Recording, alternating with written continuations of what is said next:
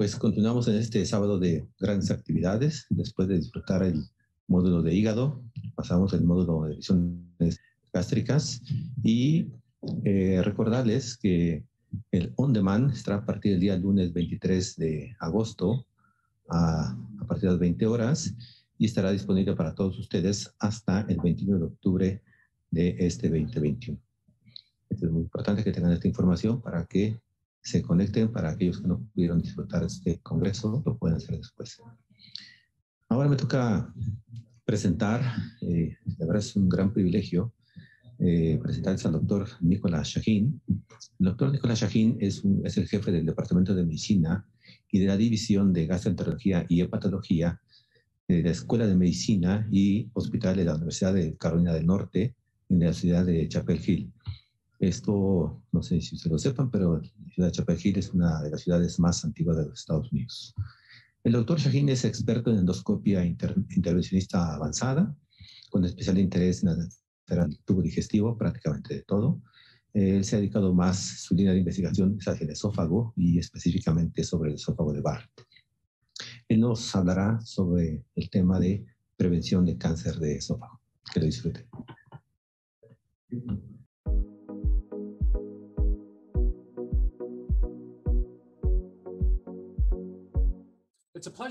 Es un placer para mí estar aquí con ustedes para hablarles de la prevención del cáncer de esófago. Quiero agradecer a los organizadores por esta invitación.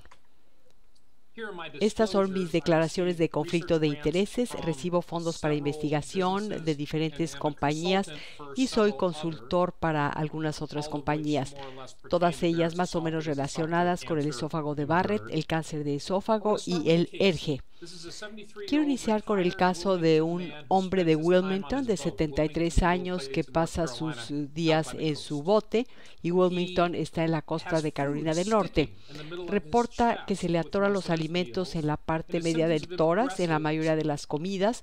Los síntomas son progresivos y ha perdido 23 libras. Ha tenido síntomas de ERGE durante 20 años y ha estado tomando diariamente un IVP durante 15 años.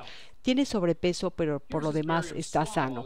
Esta es su imagen con deglución de bario. Podemos ver una gran masa exofítica en el esófago distal que le está ocasionando una obstrucción casi total del bario que más adelante logra fluir y llegar al estómago.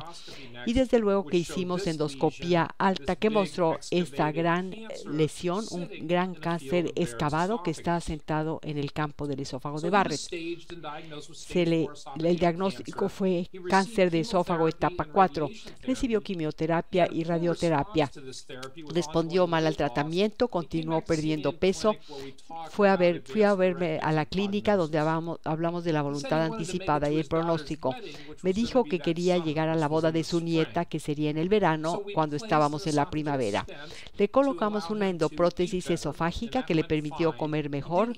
Funcionó bien, logró comer mejor, pero continuó bajando de peso, siguió teniendo anorexia y murió una semana antes de la boda. Quisiera comentar que se trata de un caso inusualmente severo de cáncer esofágico. Sin embargo, podríamos decir que es el caso promedio de un adenocarcinoma de esófago. Muchos de ustedes conocen estos datos, son datos epidemiológicos del adenocarcinoma de esófago. Vemos que a diferencia del carcinoma de células escamosas, cuya tendencia está descendiendo en la mayoría de los países, en el adenocarcinoma de esófago la tendencia es ascendente. Ha habido un aumento de 5 veces desde 1975. En la gráfica vemos los Países Bajos, Estados Unidos y España, y en todos los países vemos este aumento del adenocarcinoma de esófago. Esta es la misma curva de incidencia, pero aquí está comparada con la mortalidad. Vemos que se trata de un cáncer altamente letal. Si uno tiene este cáncer, tiene una probabilidad de morir en 5 años del 92%. Las cosas no van a cambiar pronto. En estas gráficas tenemos la incidencia de adenocarcinoma de esófago y su mortalidad proyectadas hasta el año 2025 y 2030 respectivamente. Se trata de múltiples organizaciones que elaboran estas proyecciones, pero todas llegan a lo mismo. La incidencia y la mortalidad por adenocarcinoma de esófago van a continuar aumentando al menos hasta finales de esta década.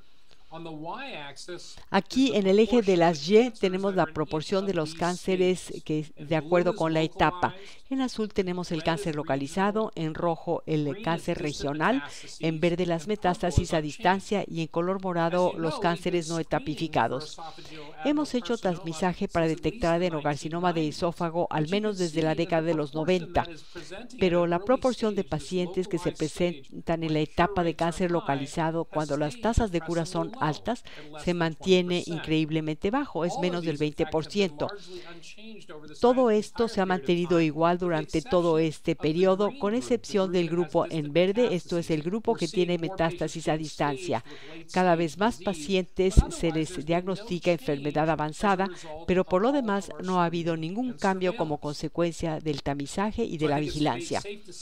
Podríamos decir entonces que estamos perdiendo la batalla contra el adenocarcinoma de esófago. De hecho, cuando los pacientes se presentan con esta enfermedad, generalmente se presentan en una etapa avanzada. Este es un estudio, pero hay muchos estudios similares. Aquí se preguntó, cuando alguien se presenta con cáncer de esófago, ¿en qué etapa se presenta? Podemos ver que la gran mayoría, más del 90% de los pacientes, se presentan con enfermedad de etapas T3 o T4, esto es, con enfermedad en etapas avanzadas. Y aquí las opciones de tratamiento son muy pocas y la cura es rara. Quiero hablarles ahora un poco del esófago de Barrett porque es el único precursor histológico conocido del adenocarcinoma de esófago.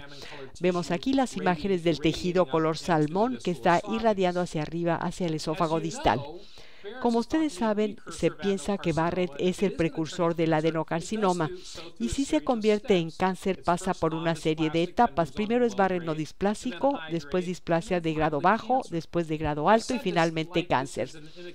Parecería que es una secuencia inexorable, pero en realidad es raro que ocurra esto, que alguien pase de Barrett no displásico a adenocarcinoma. Esto ocurre en menos del 3% de los pacientes.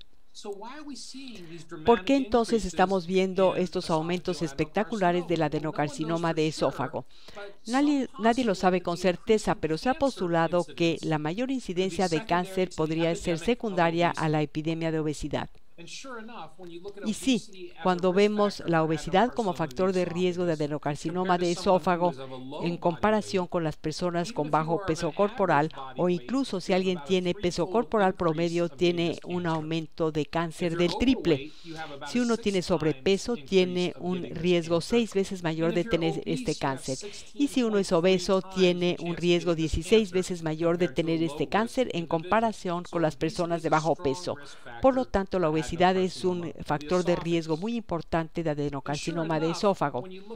Y sí, cuando vemos la epidemia de obesidad es algo notable. Este es un mapa de Estados Unidos, no conozco el mapa para México, pero en Estados Unidos vemos los colores oscuros, naranja y rojo, que indican una tasa de obesidad superior al 30%. Una enorme proporción de los estadounidenses son obesos y este número ha ido aumentando espectacularmente desde la década de los 70, por lo que esto podría estar contribuyendo a los aumentos en el adenocarcinoma de esófago. ¿Cuál es nuestro abordaje actual para la prevención del cáncer y por qué no está funcionando? Actualmente tratamos de disminuir el riesgo de mortalidad por cáncer en personas con reflujo y pirosis crónicos, haciendo tamizaje y vigilancia a través de la endoscopía. Hacemos endoscopía a quienes tienen pirosis crónica para tamizaje y periódicamente hacemos endoscopía para ver si tienen Barrett y si tienen Barrett para asegurarnos de que el Barrett no se convierta en cáncer. Todas las sociedades han emitido guías que nos indican que los pacientes que tienen ERGE y otros factores de riesgo como ser hombre, caucásico, ser obeso, tener historia familiar positiva, en estos pacientes hay que enfocarnos. Y esto también se aplica a México. Cuando vemos las recomendaciones de la Asociación Mexicana de Gastroenterología, vemos que la búsqueda intencional de Barrett se justifica en los sujetos que tienen varios factores de riesgo, hombres de más de 50 años con antecedentes de ERGE de progresión prolongada de más de 5 años, particularmente en pacientes con obesidad o sobrepeso. Son recomendaciones similares a las que les mostré de las sociedades americanas. Pero hay varios problemas con esto. En primer lugar, la presencia de síntomas de ERGE y la frecuencia son malos predictores de la presencia de Barrett. De hecho, cuando vemos a quienes desarrollan el cáncer esofágico, vemos que casi el 40% de las personas en la mayoría de los estudios no tienen absolutamente ningún síntoma de ERGE. Si tratamos de prevenir el cáncer haciendo endoscopía a los pacientes con ERGE, pues vamos a dejar de detectar muchos de estos cánceres si la mitad de los pacientes tienen este cáncer sin síntomas de ERGE o de pirosis. Esta es la diapositiva más importante de la plática. No estamos llegando a los pacientes que debemos llegar. Si vemos a los pacientes con adenocarcinoma de esófago y les preguntamos que si sabían que tenían Barrett antes de saber que tenían cáncer, el 95% de los pacientes en estos dos estudios y en otros estudios más nos dicen que no sabían que tenían Barrett antes de saber que tenían adenocarcinoma de esófago. Si pensamos en lo que estamos haciendo ahora, y quiero aplicar esto a la población de Estados Unidos, pero creo que se puede aplicar también a México. En Estados Unidos tenemos 150 millones de personas mayores de 40 años. De ellos, 1 de cada 5 tiene síntomas débiles de ERGE. 4 de 5 no los tienen. Ya les dije que el 40% de los cánceres viene de los pacientes que no tienen ERGE. Si tenemos 10,000 cánceres al año, pues ya pasamos por alto 40% de ellos. De estos 30 millones, el 90% de ellos nunca se les hace endoscopía. Vamos a pasar por alto los cánceres en las personas que no se someten a endoscopía, esto es otro 52%. El 10% a quienes se les hace endoscopía, la mayoría van a tener diagnóstico de Barrett y esperamos que se les pueda prevenir el cáncer. Pero ya ven ustedes por qué esto no funciona, porque no estamos haciendo ningún cambio. El 40% de los pacientes sin ERGE tienen cáncer, 52% de los pacientes que tienen ERGE y no se les hace endoscopía. Esto significa que únicamente estamos detectando a una pequeña proporción de los pacientes que van a tener estos cánceres. Es por ello que nuestras estrategias actuales no están funcionando. Tenemos que encontrar una mejor manera de detectar a los pacientes que están en riesgo. ¿Hay alguna mejor manera de tamizar a los pacientes que tienen tamizaje, que tienen pirosis para detectar esófago de Barrett? Bueno, la endoscopía, pero sabemos que es una prueba cara y no está disponible en todas partes. Yo les diré que sí hay otras maneras de hacerlo y voy a mostrarles algunas de las cosas que estamos haciendo. En primer lugar, les voy a mostrar la CytoSponge o citoesponja desarrollada por investigadores británicos. Es una esponja que está dentro de una cápsula. El paciente deglute la cápsula que está colgando de una cuerda. Se disuelve la cápsula, se expone la esponja y después con la cuerda se recupera la esponja y al salir la esponja se va tomando la muestra.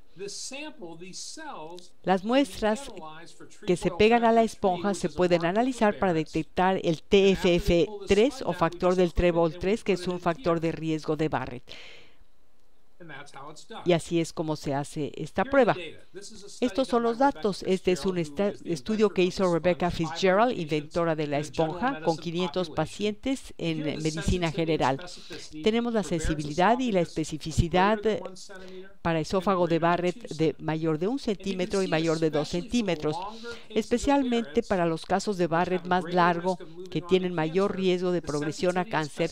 La sensibilidad y especificidad son bastante buenas, 90 y 94%. Quizás es una manera en la que podemos dejar de utilizar la endoscopía alta para hacer tamizaje y detectar Barrett y prevenir el cáncer. Quiero mencionarles que la CytoSponge se sometió recientemente a un estudio con más de 10,000 pacientes. Se encontró que utilizarla en pacientes en el entorno de atención primaria puede aumentar el número de pacientes a quienes se diagnostica esófago de Barrett. Este es un trabajo que se publicó en The Lancet y es un artículo de alto impacto que ustedes deben conocer. Ahora quiero mostrarles algo que es basado en una idea similar, pero es un dispositivo un poquito más sofisticado. Se trata de un balón que tiene picos a su alrededor. Este balón se puede retraer al interior de esta especie de capuchón. Allí lo vemos ya retraído. El paciente deglute el balón retraído se abre el balón en el estómago y después se retira a través de esta cuerda, se corta el extremo del balón y se obtienen las células que se pegaron al balón. Esto tiene la ventaja de que se obtienen células porque se abre y se cierra el balón únicamente en el esófago distal. Estos son los datos del ESO-Check. Este es un estudio publicado en Science Translational Medicine. Se incluyó a pacientes con y sin Barrett y considerando los diferentes marcadores que utilizamos, encontramos que el área bajo la curva, la sensibilidad y la especificidad en cada una de las gráficas que representan un marcador diferente y un tipo de cáncer diferente. En todos los casos, el área bajo la curva fue más alta, así como la sensibilidad y especificidad. Los datos son bastante buenos. No entraré en los detalles, solo destacaré que la sensibilidad y especificidad del ESO-Check para los marcadores que estamos utilizando, que son marcadores de la metilación, fueron del 91 y 95%. Lo último que quiero mencionarles es algo realmente interesante. Probablemente sea la prueba más sencilla y menos invasiva de las que les voy a mostrar. Se coloca una pinza en la nariz del paciente. El paciente inhala y exhala dentro de esta caja que va recolectando compuestos orgánicos volátiles. Después se analizan estos compuestos utilizando inteligencia artificial y se comparan contra patrones que se saben son consistentes con esófago de Barrett. Y la red neural puede decirnos simplemente por el aliento exhalado del paciente si el paciente tiene Barrett o no. Esta es la curva ROC para la detección de Barrett a través de esta prueba de aliento. No es tan buenos los resultados como los otros dos dispositivos, pero piensen que es increíble pensar que a través de la detección de hidrocarburos aromáticos en el aliento se puede detectar Barrett. Nos interesará ver qué es lo que viene con este dispositivo, puesto que esto se publicó hace ya algunos años. Pero bueno, todo esto son castillos en el aire. ¿Qué es lo que podemos hacer ahora para prevenir el cáncer? En primer lugar, creo que hay que seleccionar adecuadamente a los candidatos para tamizaje. Hay que asegurarnos de buscar el cáncer en los pacientes que tienen alto riesgo. Por ejemplo, pacientes con síntomas crónicos de ERGE, si el paciente es hombre, obeso, caucásico, si el paciente tiene antecedentes familiares de Barrett o de cáncer de esófago, si el paciente fuma. Todos estos son factores de riesgo de esófago de Barrett y de cáncer de esófago. Hay que tomar biopsias suficientes. Al biopsiar a estos pacientes, un estudio tras otro ha demostrado que al hacer la vigilancia de estos pacientes no estamos tomando biopsias suficientes. Hay que tomar biopsias de 4 cuadrantes al menos cada 2 centímetros. Si el paciente tiene antecedentes de displasia en el Barrett, debería ser 4 cuadrantes cada centímetro. Y hay que minimizar la pérdida de los pacientes al seguimiento. Cuando el paciente tiene esófago de Barrett, debe entender que es una patología precancerosa y que debe regresar a vernos cada 3 años si no tiene displasia en el Barrett. Si ya tiene displasia, hay que tratarlos con ablación con radiofrecuencia. Y hay que tratar correctamente a los estudios positivos. En caso de encontrar displasia en un esófago de Barrett, en términos generales, en estos pacientes hay que pensar en terapia de erradicación endoscópica. Sabemos que podemos disminuir el riesgo de progresar a cáncer en más del 90% si los damos el tratamiento adecuado. No hay que sobreutilizar la vigilancia. Si un paciente tiene esófago de Barrett, pero no tiene displasia, no hay que hacer endoscopía más que una vez cada 3 años, porque no se requiere más endoscopía. Claro que a veces los pacientes quieren una endoscopía más frecuente. Y hay que asegurarse de contar con el mejor servicio de patología disponible. Ustedes saben que es difícil interpretar la patología en el esófago de Barrett, por lo que necesitan tener un buen patólogo familiarizado con los cambios patológicos del Barrett y de esta manera tener la respuesta correcta para sus pacientes. Quisiera finalizar con estas Conclusiones. La epidemiología del esófago de Barrett y del adenocarcinoma de esófago es desfavorable. Las prácticas actuales de tamizaje y de vigilancia se ven limitadas por una mala estratificación del riesgo. Recuerden la gráfica que muestra que el 95% de las personas que tienen este cáncer no sabían que tenían Barrett antes de tener el cáncer, por lo que no tenemos oportunidad de prevenir el cáncer en estos pacientes. Por esta razón, el felicitarnos por el buen tratamiento de los pacientes con Barrett diagnosticado es algo que no se justifica. Podemos hacer mucho para los pacientes una vez que sabemos que tienen Barrett, particularmente si tienen displasia, pero como no estamos detectando a estos pacientes, no debemos sentirnos satisfechos con lo que está ocurriendo y no debemos decir que estamos haciendo un muy buen trabajo con los pacientes con Barrett cuando estamos pasando por alto el 95% de los cánceres. Hacer lo que estamos haciendo, pero más intensamente, no nos va a llevar al éxito. Quiero decir que si seguimos intentando encontrar a los pacientes con síntomas crónicos de ERGE para hacer endoscopía, pues no vamos a lograr cambiar lo que estamos haciendo, ni el éxito. Las cosas mejorarán, pero no lograremos grandes cambios.